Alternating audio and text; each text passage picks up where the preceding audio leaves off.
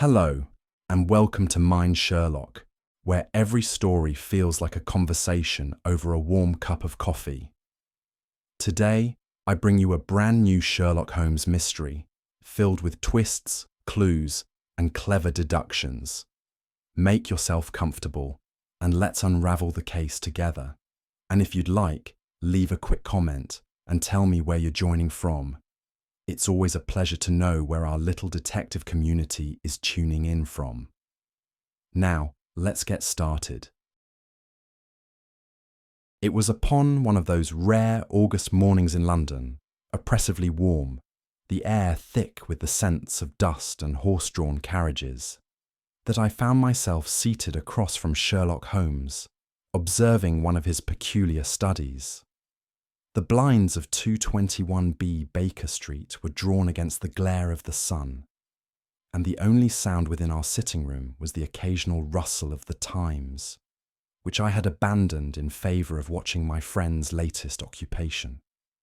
Holmes, deep in thought, was hunched over the remains of a cigar, rolling its ashes between his long, thin fingers with a care that might have been better suited to a jeweller inspecting a rare gem. "Watson," he said suddenly, without raising his gaze, "you have spent the last 5 minutes attempting to deduce what it is that occupies my attention. Allow me to spare you the effort. This is the residue of a Havana cigar, smoked in a state of nervous agitation, most likely by a gentleman of means who seldom indulges in such excesses." I could not suppress a smile. "And how, pray, have you determined his agitation?" Holmes flicked the remaining ashes into a small porcelain dish and leaned back. "The irregular burn pattern. See here, he has drawn upon the cigar with uneven intensity, betraying an anxious state of mind. Moreover, the quality of the tobacco suggests a man unaccustomed to such indulgence. It is a curious thing, Watson, how men will turn to extravagances in times of great distress." I was about to press him further when there came the distinct sound of hurried footsteps upon the stair, followed by a sharp rap at our door. Mrs. Hudson's voice preceded the visitor. "A Lord Reginald Dunwich to see you, Mr. Holmes." Holmes cast me a glance, his lips curving ever so slightly. "Well, Watson, let us see if the ashes have spoken truly." The arrival of Lord Dunwich. The door swung open to admit a man of striking appearance, tall, broad-shouldered, and immaculately dressed in a fine summer suit. Despite his outward elegance, there was a paleness to his features, a drawn quality that suggested sleepless nights and troubled thoughts. His dark eyes, sunken with worry, darted about the room before settling upon Holmes with desperate intensity. "You must help me, Mr. Holmes," he said at once, his voice urgent. "My brother, my younger brother, Alistair, he has vanished without a trace." Holmes gestured for him to sit. "Calm yourself, Lord Dunwich. Begin at the beginning." The man lowered himself onto the edge of the chair as though burdened by an invisible weight. "It was 3 nights ago. My brother retired to his rooms as usual at midnight, and by morning he was gone. No sign of forced entry, no disturbance, nothing to suggest a struggle. But there is something far stranger than his mere disappearance." He hesitated, as though reluctant to voice the words. Holmes steepled his fingers. "Go on." Lord Dunwich took a breath. "That morning, the great stone fountain at the heart of our gardens was completely frozen." I exchanged a glance with Holmes. "Frozen?" I repeated. "But in this heat—" "Exactly," Lord Dunwich interjected. "The very idea is impossible. And yet, when the servants discovered it at dawn, a thick sheet of ice covered the entire basin, and my brother was nowhere to be found." Holmes's eyes had taken on that gleam I knew so well, the mark of a mind already at work upon a problem. "Curious," he murmured.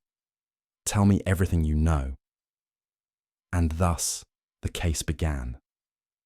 Holmes had scarcely finished his remark when Lord Dunwich leaned forward, his fingers clasped tightly together, and spoke in a low, urgent tone.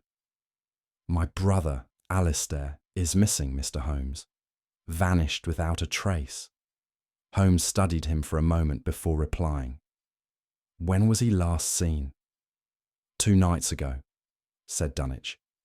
"I retired early, but I'm told Alistair went for his customary evening walk in the gardens. He never returned to his chambers, nor was he seen by any of the servants afterward." "No letters? No word of intention to leave?" Holmes asked. "None," Dunwich said grimly. "And that is what makes this all the more confounding. Alistair is not a man prone to reckless disappearances. He has never once in his life left Ravenshire Manor without informing someone of his whereabouts." Holmes tapped his long fingers together. "Was there anything troubling him of late? Any financial or personal burdens?" Dunwich hesitated. "No, I do not believe so," he said, though his voice held a trace of uncertainty. "Alistair has always been of a quiet disposition, reserved, thoughtful, a man who prefers solitude over society. But he was not unhappy, at least not to my knowledge." "Had he any enemies?"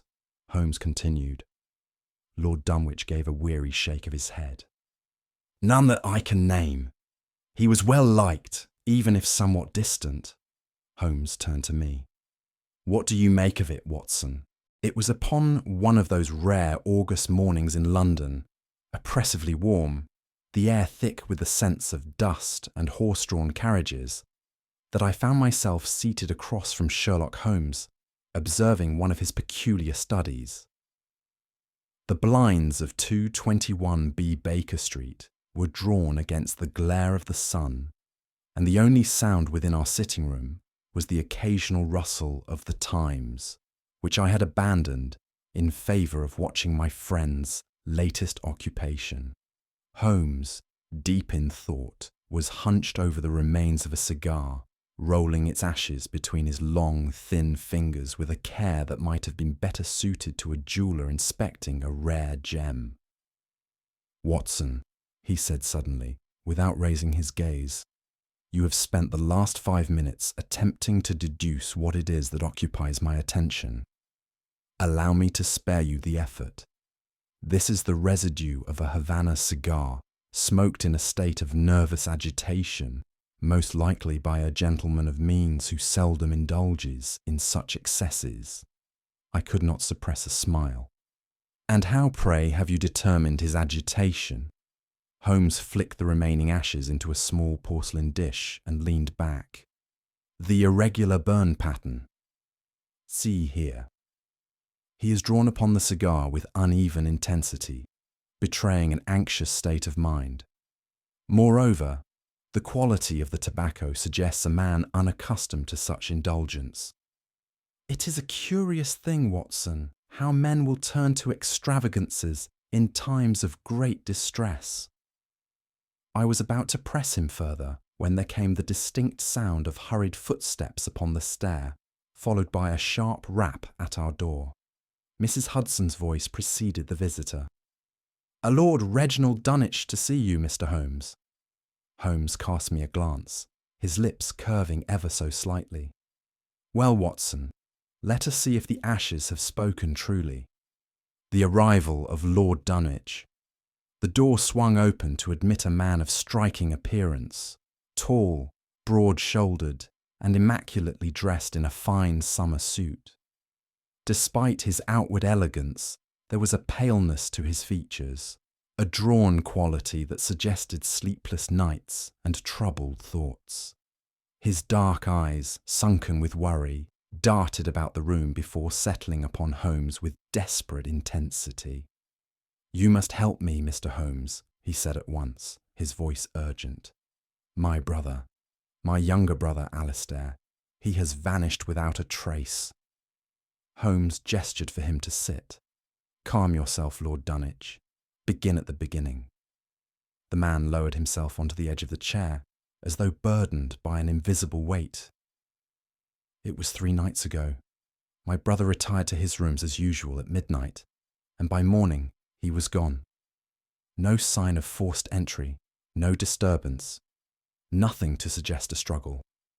But there is something far stranger than his mere disappearance. He hesitated, as though reluctant to voice the words. Holmes steepled his fingers. Go on. Lord Dunwich took a breath. That morning, the great stone fountain at the heart of our gardens was completely frozen. I exchanged a glance with Holmes. Frozen? I repeated. But in this heat? Exactly, Lord Dunwich interjected. The very idea is impossible. And yet, when the servants discovered it at dawn, a thick sheet of ice covered the entire basin, and my brother was nowhere to be found. Holmes's eyes had taken on that gleam I knew so well, the mark of a mind already at work upon a problem. Curious, he murmured. Tell me everything you know. And thus the case began. Holmes had scarcely finished his remark when Lord Dunwich leaned forward, his fingers clasped tightly together, and spoke in a low, urgent tone. My brother Alistair is missing, Mr. Holmes. Vanished without a trace. Holmes studied him for a moment before replying. When was he last seen? 2 nights ago, said Dunwich. I retired early, but I am told Alistair went for his customary evening walk in the gardens. He never returned to his chambers, nor was he seen by any of the servants afterward. No letters. No word of intention to leave, Holmes asked. None, Dunwich said grimly. And that is what makes this all the more confounding. Alistair is not a man prone to reckless disappearances. He has never once in his life left Ravenshire Manor without informing someone of his whereabouts. Holmes tapped his long fingers together. Was there anything troubling him of late? Any financial or personal burdens? Dunwich hesitated. No, I do not believe so, he said, though his voice held a trace of uncertainty. Alistair has always been of a quiet disposition, reserved, thoughtful, a man who prefers solitude over society. But he was not unhappy, at least not to my knowledge. Had he any enemies? Holmes continued. Lord Dunwich gave a weary shake of his head. None that I can name. He was well liked, even if somewhat distant. Holmes turned to me. What do you make of it, Watson? I considered the matter for a moment before answering. If there was no sign of forced entry or struggle, it suggests that Alistair left of his own volition. Yet his prolonged absence without any communication is deeply suspicious. Either he was lured away by someone he trusted, or he encountered an unforeseen danger. Holmes nodded approvingly. A fair assessment, but we are missing one key element, the singularity of the event. Men disappear every day, yet something about this case has prompted you, Lord Dunwich, to seek my counsel. I suspect there is more to this mystery than your brother's absence. Dunwich's face darkened.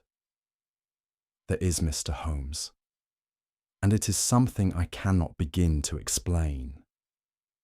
The mystery of the frozen fountain. Dunwich drew a slow breath before continuing.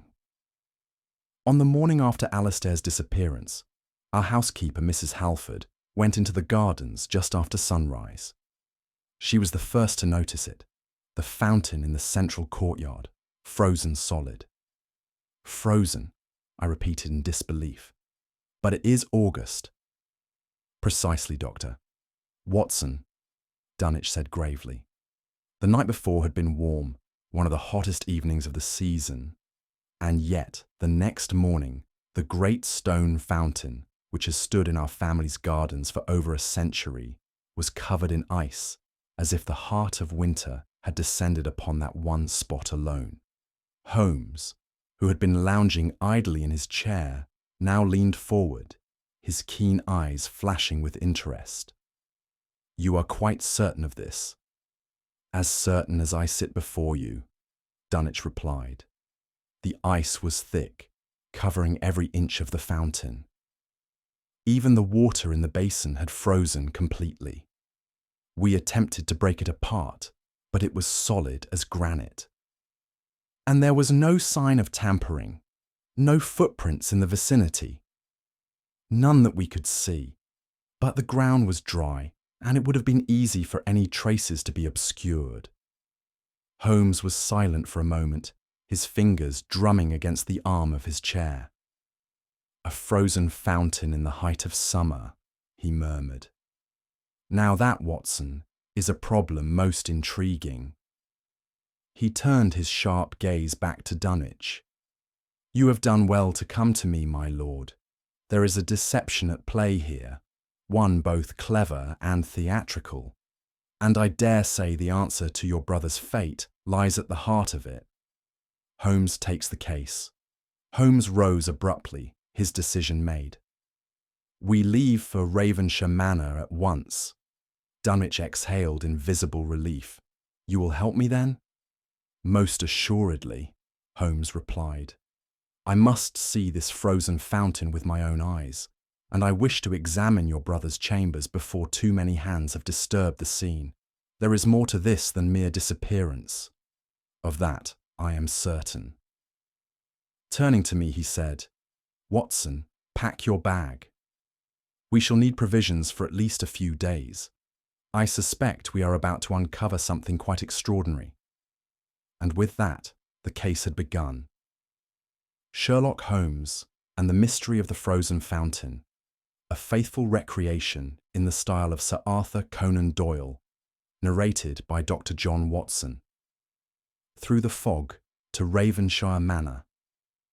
Our journey to Ravenshire Manor began under a grey and oppressive sky, the summer heat lingering but tempered by an ominous mist that had settled over the countryside. Holmes, leaning back in the carriage, with his hands steepled before him, remained in thoughtful silence, his gaze fixed upon the rolling landscape as we passed through fields and dense copses of oak. You have formed a theory already, I ventured, breaking the stillness between us. A preliminary one, Watson, he replied without shifting his gaze. The disappearance of Alistair Dunwich is of secondary interest to me. The true puzzle is the fountain. You suspect deliberate interference. Holmes gave a slight nod. The natural world does not contradict itself. A fountain does not freeze in the height of summer unless some force compels it to do so. Whether that force is natural or artificial remains to be seen.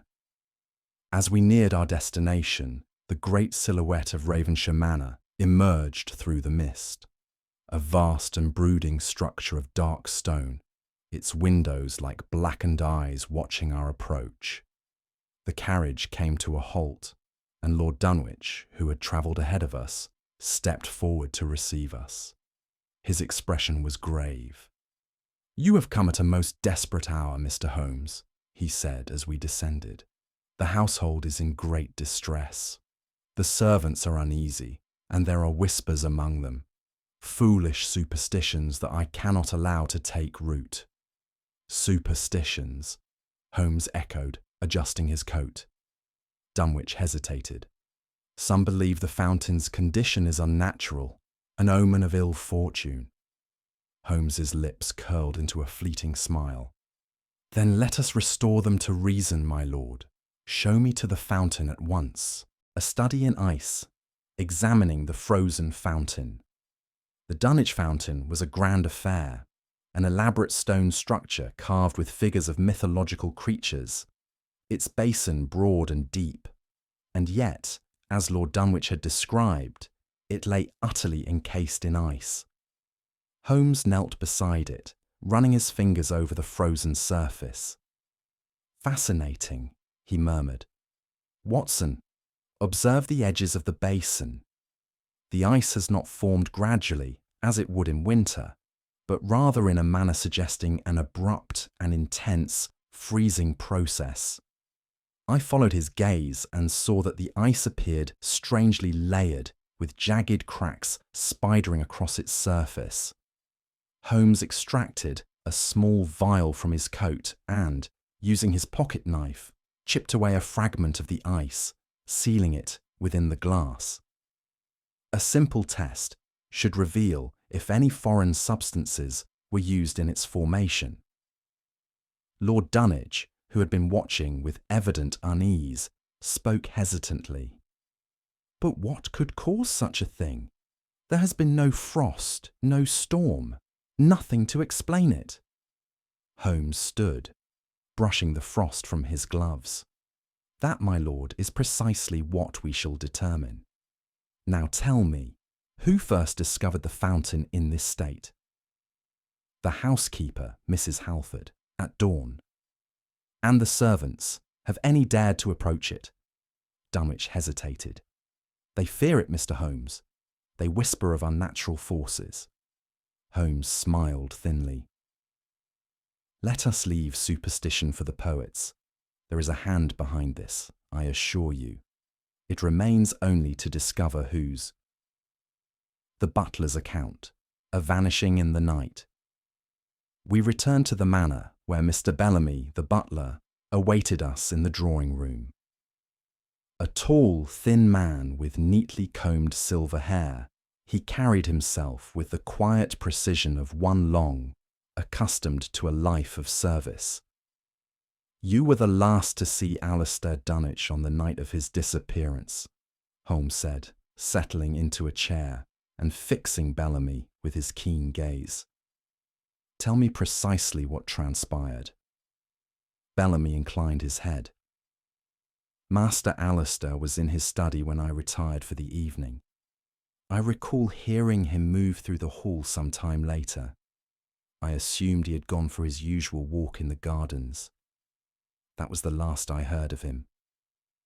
"At what hour would that have been?" "Shortly after 11, sir." "Did he appear troubled? Did he mention any engagements?" "No, sir. He was always a quiet gentleman, though perhaps more withdrawn than usual of late." Holmes tapped his fingers together. "You say he often walked in the gardens.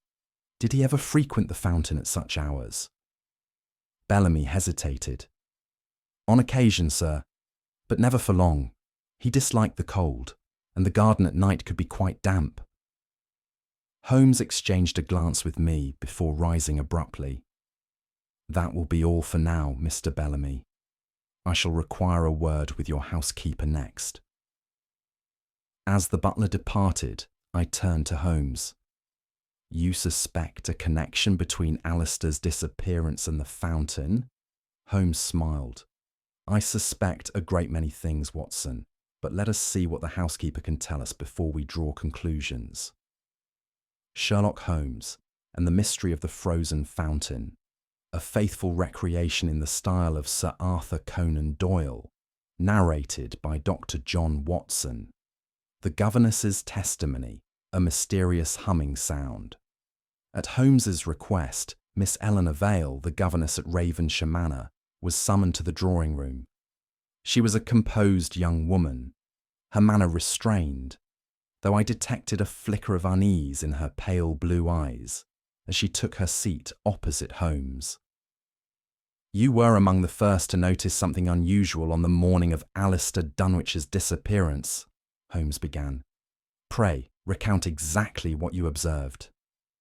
Miss Vale hesitated before speaking. "I woke before dawn, as is my habit. My rooms overlook the eastern gardens, and as I rose, I heard a peculiar sound, low, almost mechanical, as though something were vibrating or humming in the stillness." Holmes steepled his fingers. "A humming noise, you say? And from which direction did it come?" "It seemed to emanate from the courtyard, near the fountain," she said. "I went to the window, but the mist was thick, and I could see nothing unusual. I thought little of it at the time, but when the household awoke and the frozen fountain was discovered, I could not help but recall it." Holmes remained silent for a moment before asking, "Had you ever heard this sound before?" "Never," she said firmly. It was unlike anything I had known at Ravenshire. It was faint but distinct, and it lasted for perhaps a minute before fading away. Holmes nodded. "You have been most helpful, Miss Vale. That will be all for now." As she departed, I turned to my companion. "You have formed a theory," I said. Holmes allowed himself the slightest of smiles. "Not a theory, Watson. A direction." The nervous gardener, a clue in the frost. Our next conversation was with Mr. Hughes, the manor's gardener, a wiry man with rough, weathered hands that betrayed a lifetime of labour.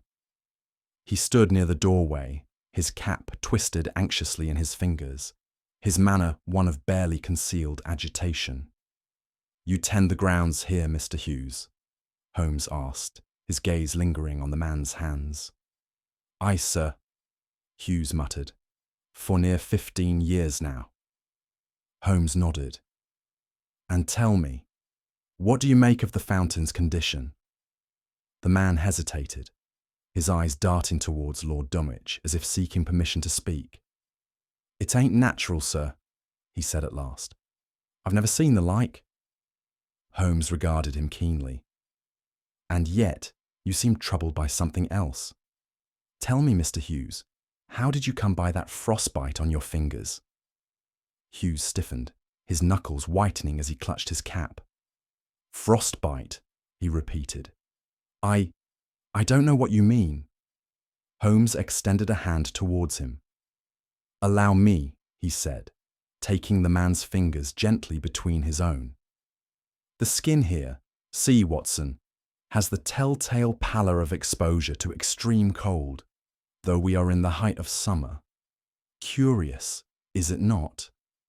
Hughes pulled his hand away as if burned. I don't know how that happened, sir," he stammered. Holmes' expression was unreadable. "Indeed? Then let us not trouble you further, Mr. Hughes. That will be all." As the gardener fled the room, I turned to Holmes. "What do you make of him?"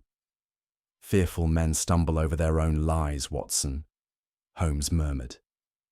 "Mr. Hughes has encountered something he dare not admit. The question is, why?" The curious footprint, a sign of the unseen. Holmes wasted no time in returning to the fountain. With measured steps, he circled its frozen base, his eyes flitting across the surrounding ground. "Ah," he murmured, pausing suddenly. "Now this is most enlightening." I stepped forward and followed his gaze. Embedded in the damp soil, half melted but still visible, was the impression of a single footprint. The pattern was unlike any ordinary boot. Its sole bore a distinct cross-hatched design, one I did not recognize. Holmes crouched beside it, studying the mark with interest. "A specialized print, Watson," he remarked. "Not the boot of a labourer, nor the shoe of a gentleman. This is something far more deliberate." "Could it belong to Hughes?" I asked. Holmes shook his head. "Number. His boots are thick-soled and well-worn. This, on the other hand, is something else entirely, a mark left by someone who wished not to be heard." He straightened, his eyes gleaming. "We are drawing closer to the truth, Watson. The frozen fountain is no miracle. It is a carefully constructed illusion. And now we must uncover its architect, Sherlock Holmes, and the mystery of the frozen fountain, a faithful recreation in the style of Sir Arthur Conan Doyle. Narrated by Dr. John Watson. The hidden letter, a warning from the past. Holmes had elected to conduct his own inquiries that afternoon, leaving me to explore the manor and acquaint myself with its inhabitants. With no clear direction in mind, I found myself drawn to the private study of Alistair Dunwitch, a chamber of dark mahogany and overflowing bookshelves, its air thick with the scent of aged parchment and pipe smoke. It was there, amidst the clutter of an overturned inkwell and scattered correspondence, that my gaze fell upon a peculiar half-burnt letter wedged between the desk's compartments as if it had been hastily discarded. Carefully, I extracted it and unfolded what little remained. The message, though incomplete, was unmistakable in its urgency. Stay away from the fountain at midnight. You are not safe. A sharp intake of breath escaped me as I examined the singed edges, suggesting a deliberate attempt to destroy the warning before it could be read. Who had sent this note, and had Alistair seen it before he disappeared? I turned at the sound of footsteps. Holmes stood in the doorway, his sharp eyes instantly detecting my discovery. Without a word, he strode forward and plucked the letter from my hands, his keen gaze absorbing its meaning in an instant. "Curious," he murmured.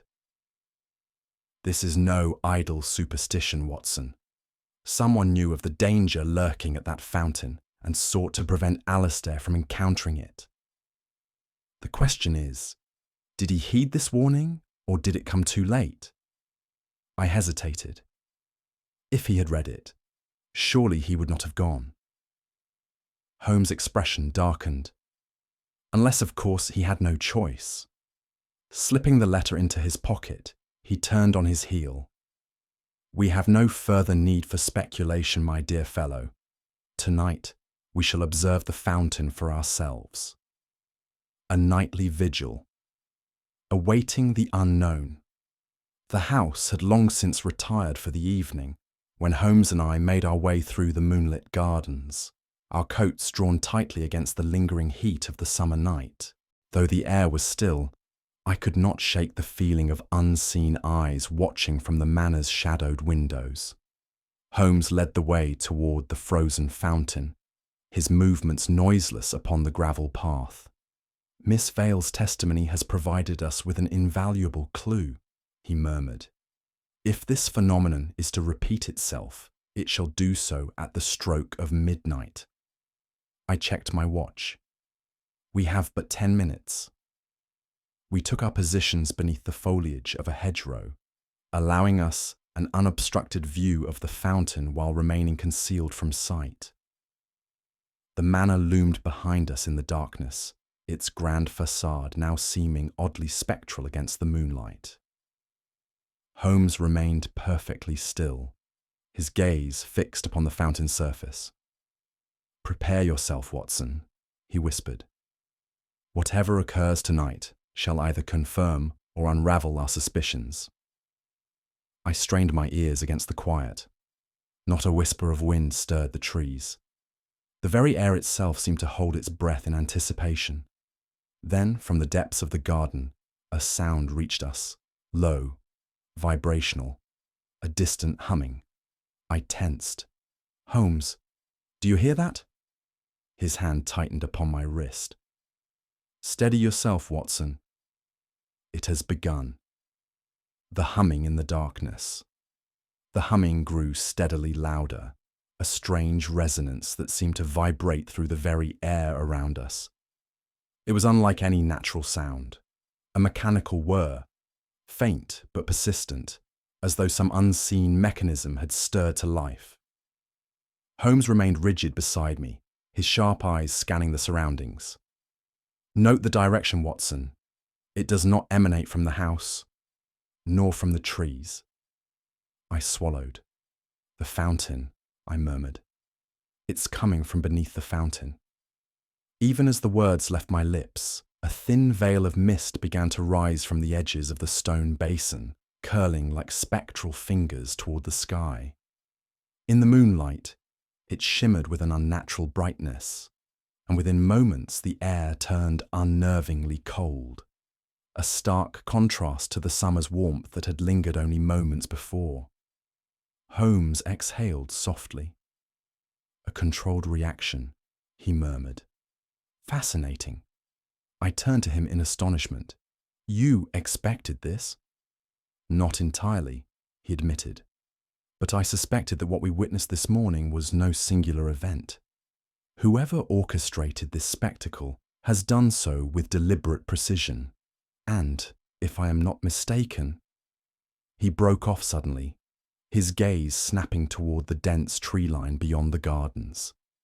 I followed his stare and felt my breath catch in my throat. A figure stood watching us, a hooded silhouette, just at the edge of the mist, barely discernible in the dim light. It was motionless, save for the slightest tilt of its head, as if gauging whether it had been seen. Holmes's hand shot out to grip my arm. "Do not move, Watson." For one breathless moment, none of us stirred. Then, before I could speak, the figure turned sharply and vanished into the darkness. Holmes exhaled. "It would seem," he murmured, "that we are not the only ones interested in the fountain this evening." Sherlock Holmes and the Mystery of the Frozen Fountain, a faithful recreation in the style of Sir Arthur Conan Doyle, narrated by Dr. John Watson.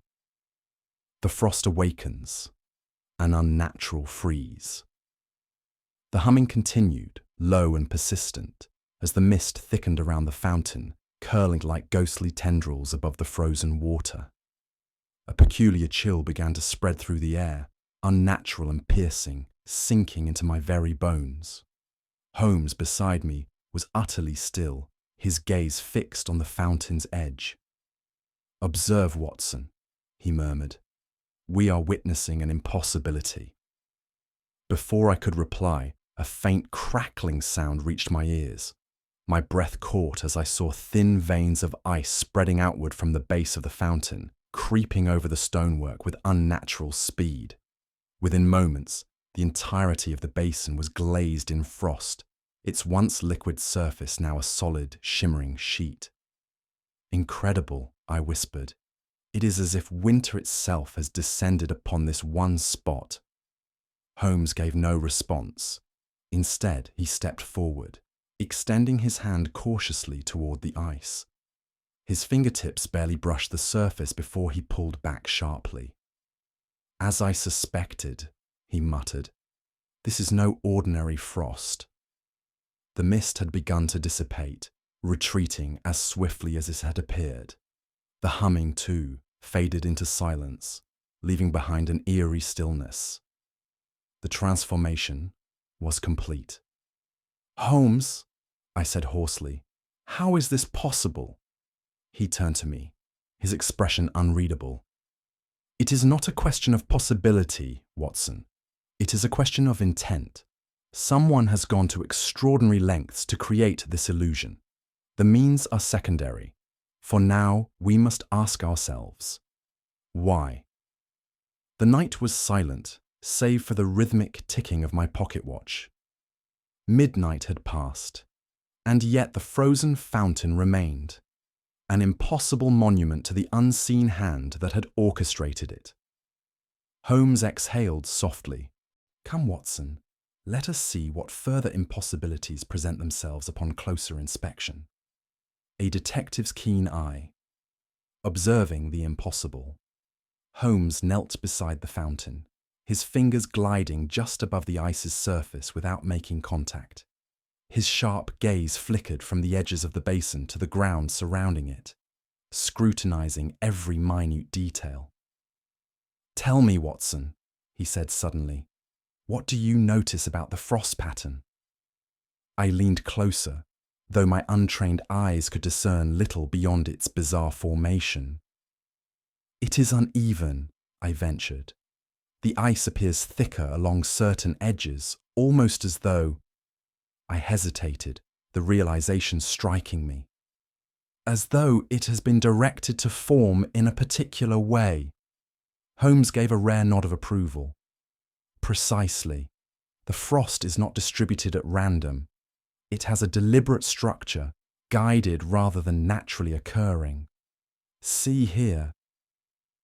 He pointed to a section where the ice was unnaturally smooth, distinct from the rougher patches elsewhere. "This is the work of design, not accident." A gust of wind stirred the trees, and Holmes straightened. "Note the wind's direction, Watson," he instructed. "Does anything strike you as unusual?" I frowned. It comes from the west, but the mist, when it formed, did not move with the wind. It remained localized, contained entirely within the fountain's vicinity. Holmes's eyes gleamed. An artificial effect, then, and if it is artificial, it can be replicated, which means, he smiled faintly, there is a mechanism at work here, concealed from the naked eye. He stepped back and surveyed the scene once more. We are not merely dealing with a disappearance, Watson. We are dealing with a deception, carefully engineered to mislead.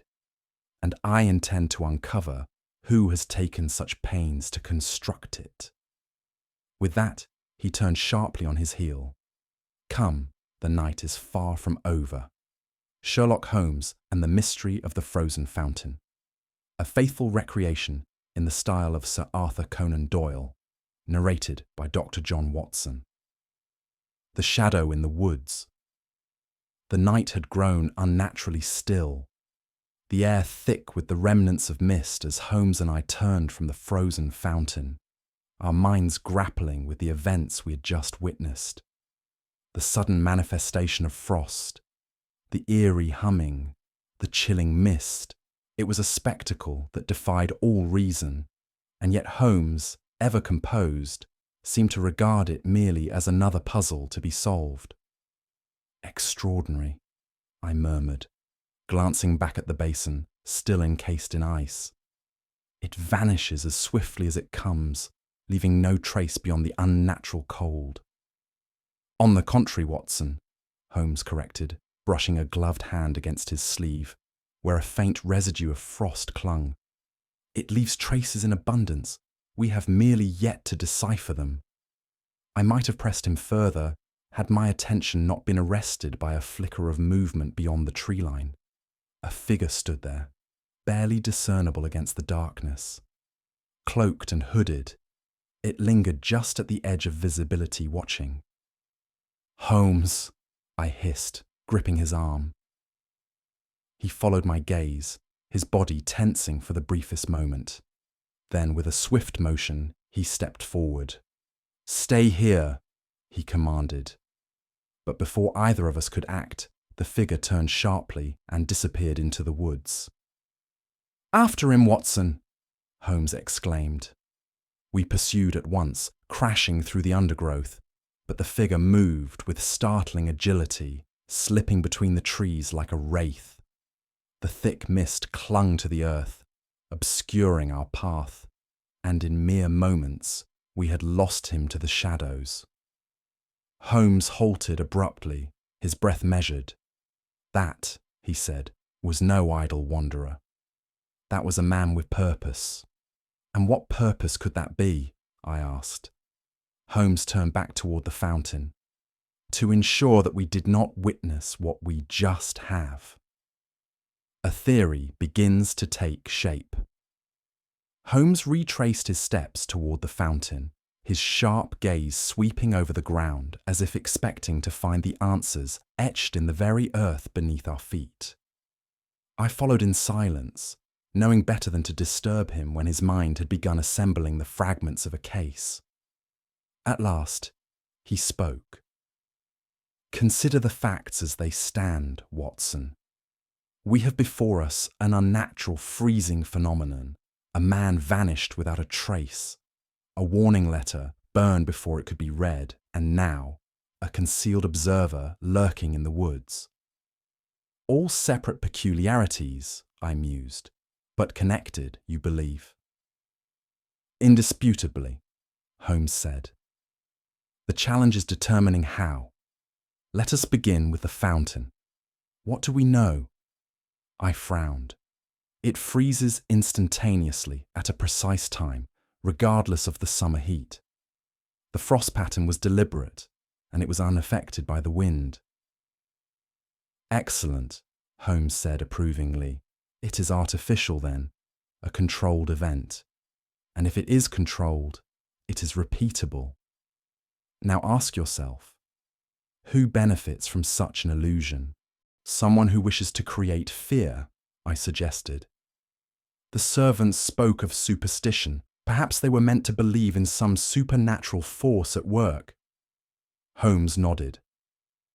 A diversionary tactic, no doubt. But what, precisely, is being concealed? I exhaled. Alistair's disappearance. Precisely, Watson. Someone took great pains to ensure that all eyes were upon the fountain, rather than the true crime at hand. But why? I hesitated. Could Alistair have discovered something? Something he was not meant to see? Holmes's expression darkened.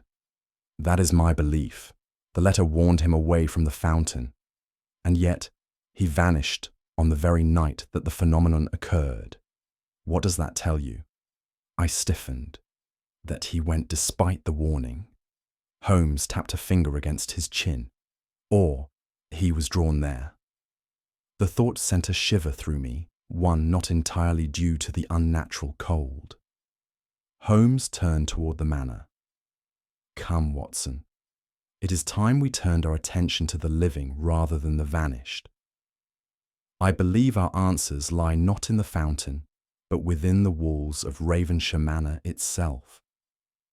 Sherlock Holmes and the Mystery of the Frozen Fountain, a faithful recreation in the style of Sir Arthur Conan Doyle, narrated by Dr. John Watson. A scientific revelation, the secret in the water. It was 2 days after our midnight encounter at the fountain that a telegram arrived from London. Holmes, who had sent a sample of the frozen water for chemical analysis, read the message with quiet satisfaction before passing it to me. I scanned the contents eagerly. Traces of etheric refrigerant detected. Compound used in experimental cooling applications. Extremely volatile, dissipates quickly. A refrigerant? I exclaimed. Then the freezing was achieved artificially? Beyond all doubt, Holmes replied. This particular compound is of interest. Highly unstable, capable of inducing extreme cold upon exposure to air. Such a substance is not available in common trade. It belongs to the realm of scientific experimentation. But how did it reach the fountain? I asked. Surely no ordinary mischief maker could acquire such a thing. Holmes nodded approvingly. Precisely, Watson. We are dealing with an individual of scientific acumen, someone who possesses both knowledge and means. And as fortune would have it, I believe such a man is closer to us than he would care to admit. I watched as Holmes folded the telegram and placed it within his pocket. Come, Watson, it is time we had a word with Mr. Hughes. Surely you do not believe the gardener capable of such a scheme? Holmes gave a faint smile. A gardener, no, but a chemist. He tapped the telegram lightly. That is another matter altogether. Unmasking the gardener's hidden past. We found Mr. Hughes in the potting shed, his hands buried in the soil of a planter. At our approach, he straightened, his face darkening as Holmes fixed him with an unblinking stare. Mr. Hughes, Holmes said smoothly, how long have you been tending the gardens of Ravenshire Manor? The man hesitated. 15 years, sir, he said gruffly. Ah, Holmes mused. And before that? A flicker of unease crossed Hughes' face. I've always worked with plants, he muttered. Holmes smiled. Come now, sir. Surely you remember your time in the laboratories of Cambridge. Hughes' hands clenched involuntarily. I don't know what you mean, he said hoarsely. On the contrary, I think you know exactly what I mean, Holmes said, his voice turning sharper. You were once an assistant in chemical research, were you not? Until a rather unfortunate incident with an unstable refrigerant compound led to your abrupt departure. A compound, I might add, remarkably similar to the one we found in the frozen fountain. The blood drained from Hughes's face. You never intended to be a gardener, Mr. Hughes, Holmes continued. But circumstances forced your hand. Someone found you, someone who needed a chemist with discretion.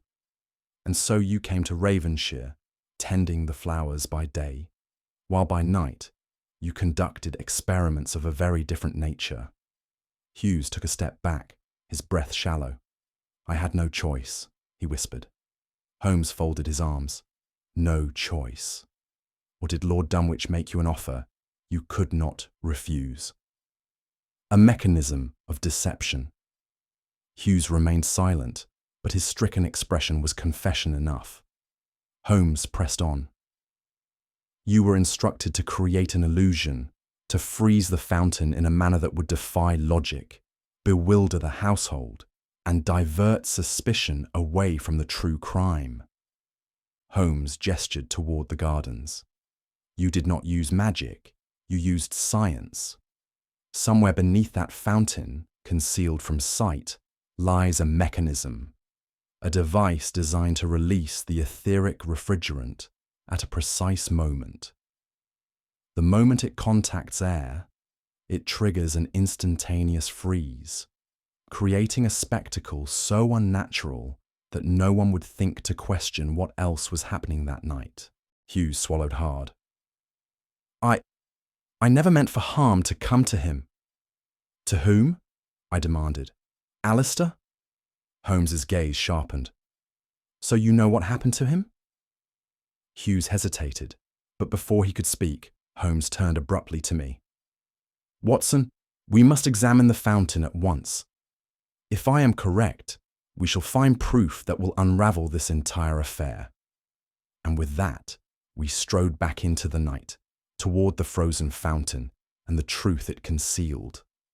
Sherlock Holmes and the mystery of the frozen fountain. A faithful recreation in the style of Sir Arthur Conan Doyle, narrated by Dr. John Watson. The mastermind behind the scheme. Hughes' confession had removed all doubt. He had been a mere instrument in the execution of a far greater scheme. But whose hand had guided him?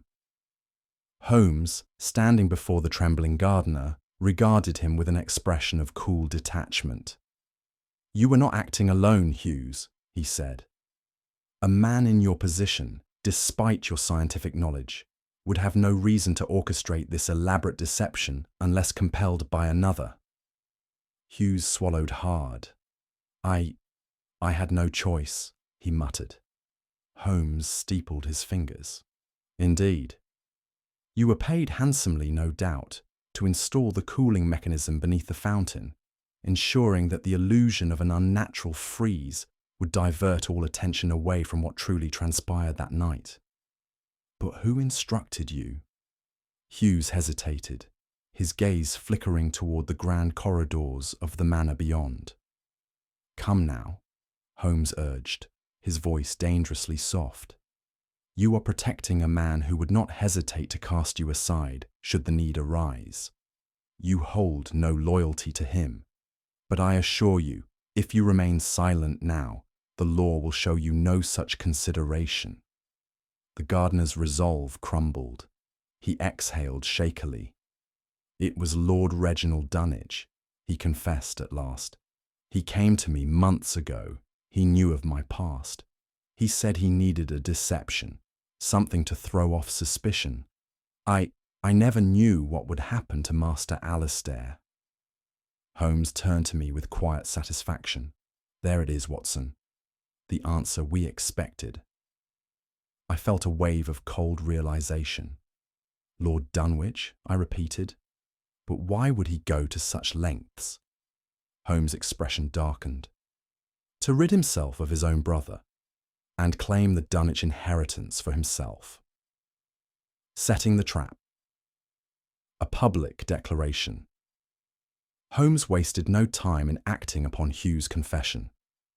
We shall have no need to confront Lord Dunwich directly, he told me that evening. Instead, we shall allow him to betray himself. How do you propose to do that? I asked. Holmes smiled faintly. By appealing to his own guilty conscience. That night, after conferring with Lord Dunwich, Holmes made a public declaration before the entire household. "I have uncovered the truth behind the frozen fountain," he announced, "and tomorrow evening I shall present irrefutable evidence as to what became of Alistair Dunwich." There was a ripple of murmurs among the gathered servants, but it was Lord Dunwich's reaction that held my attention. His normally composed features betrayed a flicker of alarm, so brief it might have gone unnoticed to anyone but Holmes. Holmes leaned toward me as the room dispersed. "Did you see that, Watson? He is already calculating his next move. He believes the evidence to be real, and a man in his position will do one of two things. He will either attempt to flee or attempt to destroy the supposed proof before it can be revealed." "And if he chooses the latter?" I asked. Holmes's eyes gleamed. "Then we shall be waiting for him." And so, the trap was set. Sherlock Holmes and the Mystery of the Frozen Fountain, a faithful recreation in the style of Sir Arthur Conan Doyle, narrated by Dr. John Watson. The hooded intruder strikes again. The night was still when Holmes and I took our places in the shadows of the Ravenshire Manor gardens, concealed behind a thicket that provided us with an unobstructed view of the frozen fountain. The air was thick with expectation, for we knew our adversary would come. Holmes had read the signs well. A guilty man, when faced with the prospect of discovery, will act to save himself.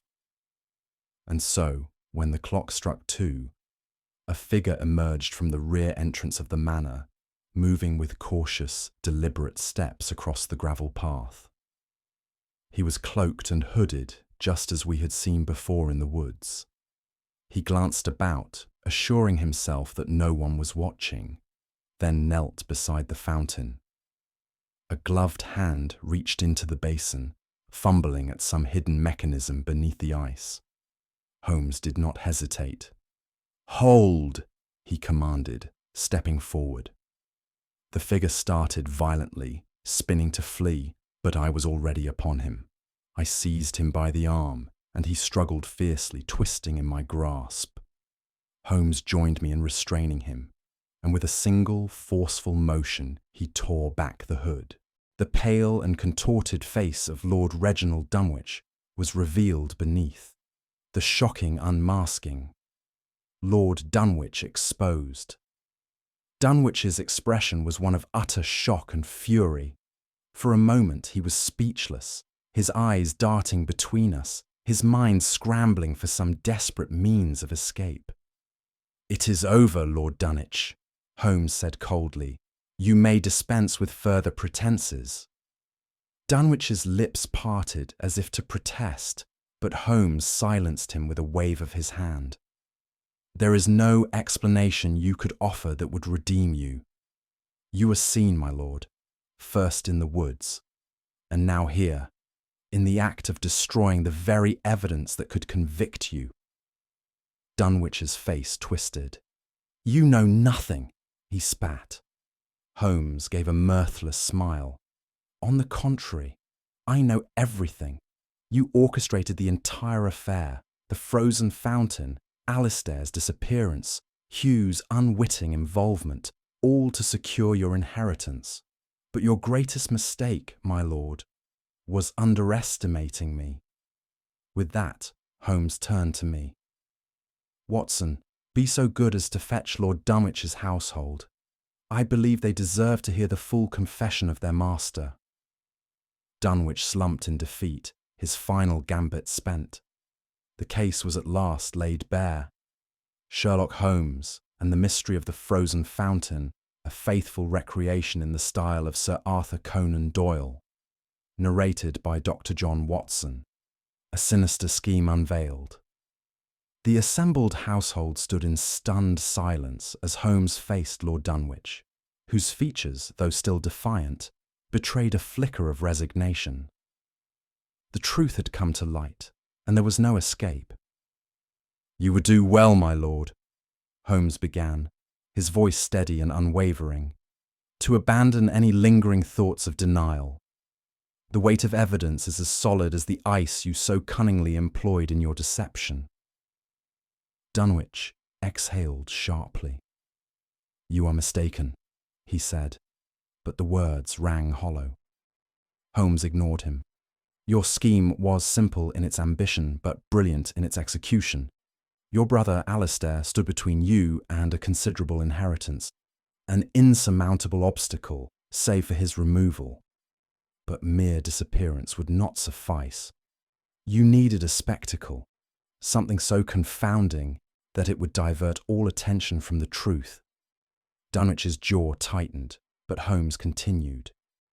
"You enlisted Mr. Hughes, whose knowledge of refrigerants was of particular use. Under your instruction, he designed a mechanism to induce an instantaneous freeze, creating an illusion so outlandish that it would confound the senses and mislead all who beheld it." I saw Miss Vale press a hand to her lips in disbelief, while the butler, Mr. Bellamy, shook his head in quiet horror. "With the household fixated upon this supposed phenomenon," Holmes went on, "no one thought to question what had truly happened to Alistair. And yet the answer was simple. He never left the manor at all." A gasp rippled through the gathered crowd. Holmes turned sharply toward Lord Dunwich. "You drugged your brother and concealed him within the manor's walls, ensuring his absence would align with the mystery you so carefully constructed. And had your plan succeeded, you would have mourned his disappearance until such time as the estate passed into your hands." Dunwich's fists clenched, but his silence spoke louder than words. Holmes exhaled. "But alas, my lord, you made one fatal miscalculation." Dunwich's gaze flickered upward, his lips pressing into a thin line. Holmes's eyes gleamed. "You thought you could outwit me." The key to the illusion, the science behind the crime. Holmes turned toward the fountain, now nothing more than a lifeless structure. Its unnatural ice, long, melted away. "You relied on a marvel of modern science, my lord," he said. "The mechanism concealed beneath this fountain was nothing more than an ingenious cooling apparatus, its function predicated upon the principles of rapid refrigeration." I watched in fascination as Holmes gestured toward the hidden compartment beneath the basin, which had since been uncovered. "A reservoir was installed within the base," he explained. "When triggered, it released a controlled amount of liquid etheric refrigerant, a volatile compound that, upon exposure to air, created a flash freezing effect. The mist and eerie humming sound? Merely a reaction of the expanding gas as it evaporated." Lord Dunwich remained motionless, his face pale as Holmes delivered the final blow. "It was never magic, never an unearthly occurrence," Holmes concluded. "Only science, deception, and greed, a trifecta you so cleverly employed, but which in the end proved your undoing." Silence hung in the air before Holmes turned to me with an almost imperceptible smile. "And thus, Watson," he murmured, "the frost melts, and the truth is laid bare."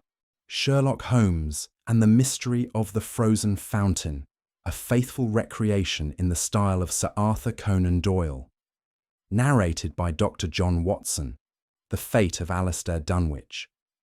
At Holmes's instruction, the authorities conducted a thorough search of Ravenshire Manor, paying particular attention to the West Wing, where Holmes had suspected Alistair had been hidden. It was there, behind a false panel in an unused chamber, that we found him. Alistair Dunwich lay motionless upon a chaise, his features pale and gaunt, his breathing slow but steady. A faint chemical odour lingered in the air, a telltale sign of sedation. Holmes, after a brief examination, nodded. "He has been kept in this state deliberately," he said. "Likely through laudanum or a similar compound, administered in doses sufficient to dull his senses, but not endanger his life. Our dear Lord Dunwich intended to keep him hidden until his inheritance was secured. A physician was summoned, and within the hour, Alistair stirred, his bewildered eyes flickering open. He could recall little of the past days, only a vague memory of feeling suddenly unwell before sinking into a dreamless void. "Do not trouble yourself," Holmes assured him. "The worst is behind you. Your brother's scheme has come to light, and he will trouble you no more." As Alistair was led away to recover, I turned to Holmes. "How did you know?" Holmes clasped his hands behind his back.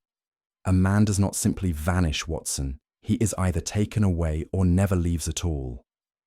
The web of clues, Holmes' brilliant deductions. The case had been intricate, yet Holmes had unravelled it with his customary precision. That evening, as we sat before the fire, I pressed him for the full account of his deductions. "It began with the footprint near the fountain," he said, "a distinctive sole, not belonging to any of the household. It suggested an outsider's presence, or someone using unusual footwear. That led me to Hughes, who upon closer inspection bore traces of frostbite on his fingers, a clear indication of exposure to extreme cold. But how, in the height of summer?" I nodded, recalling our encounter with the nervous gardener. Then there was the burnt letter, a warning to Alistair. It told us that he was aware of the danger, yet he disappeared all the same. That suggested he had been lured or forced to the fountain. But what sealed the matter was Miss Vale's account of the humming sound at midnight, proof that the freezing was no natural occurrence, but rather the result of a concealed mechanism. I exhaled. "And with that, you knew that the fountain was nothing more than a distraction?" Holmes smiled. "Exactly, Watson. The most effective deception is the one that demands attention, so that no one thinks to look elsewhere." A lesson in deception, Holmes's final reflection. Lord Dunwich, his elaborate ruse dismantled, was taken into custody that very night. As we watched him led away, his face a mask of silent fury, I could not help but marvel at the audacity of his scheme. To think, I mused, that a man of his standing would go to such lengths, all for greed. Holmes regarded me with a faint smile. Greed, Watson, when coupled with ingenuity, has produced some of the most perplexing mysteries of our time. A man will risk his fortune, his freedom, even his soul to claim what he believes is rightfully his. He glanced once more toward the fountain, now still and unremarkable.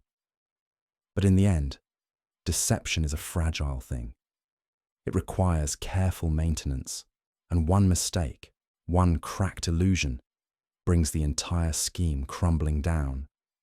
I nodded, for there was nothing more to be said.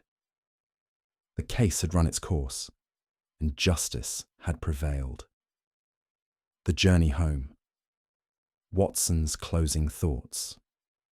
As our train carried us back to Baker Street, I found myself reflecting on the events at Ravenshire Manor. "Holmes," I said at last, "do you suppose there are many such mysteries, ones that seem beyond reason, yet, when examined closely, prove to be nothing more than science in disguise?" Holmes exhaled a thin stream of smoke from his pipe. "Undoubtedly, Watson. But remember, there is nothing more deceptive than an obvious fact." With that, he fell into his characteristic silence, and I turned to watch the countryside slip past, pondering how often men mistook illusion for truth, and how fortunate the world was to have a mind such as Sherlock Holmes to see through it. The final reflection of Sherlock Holmes, as the train rumbled steadily toward Baker Street. Holmes sat across from me, his gaze fixed on the dim glow of the passing countryside. He had been silent for some time, lost in thought, and I knew better than to disturb him when his mind was at work. At last, he spoke. "Watson, the most deceptive mysteries are those that appear to defy all logic. Men are so easily misled by the spectacle before them that they fail to look beyond it." "You refer to the frozen fountain," I said. "Precisely," he replied. "It was a stroke of diabolical ingenuity, an illusion so compelling that it blinded everyone to the true crime occurring within the manor. Dunwitch's mistake was not in creating the deception, but in assuming that illusion alone would suffice. He forgot that a careful eye sees not only what is shown, but also what is concealed." I nodded thoughtfully. It is unsettling to think how many apparent mysteries may simply be artfully constructed lies. Holmes gave a faint smile. "Indeed, Watson, and yet there is always a flaw, a thread left untucked. The truth, like the sun, cannot remain hidden forever. Now, let me pose a question to you, our keen-eyed audience. What do you think was Lord Dunwitch's greatest mistake? Was it underestimating Holmes? Trusting Hughes? Or was there a single detail that sealed his fate? Share your thoughts in the comments. I would be most curious to hear your deductions. If you enjoyed this case of deception, deduction, and intrigue, be sure to subscribe for more Sherlock Holmes mysteries. Share this tale with fellow detective fiction lovers, and let's unravel more enigmatic puzzles together. Until the next case, keep your mind sharp and never accept the impossible without question. This ending reinforces the case's theme, engages the audience with a thought-provoking mystery, and naturally invites them to participate and subscribe, just as a compelling Sherlock Holmes tale should. Let me know if you'd like any refinements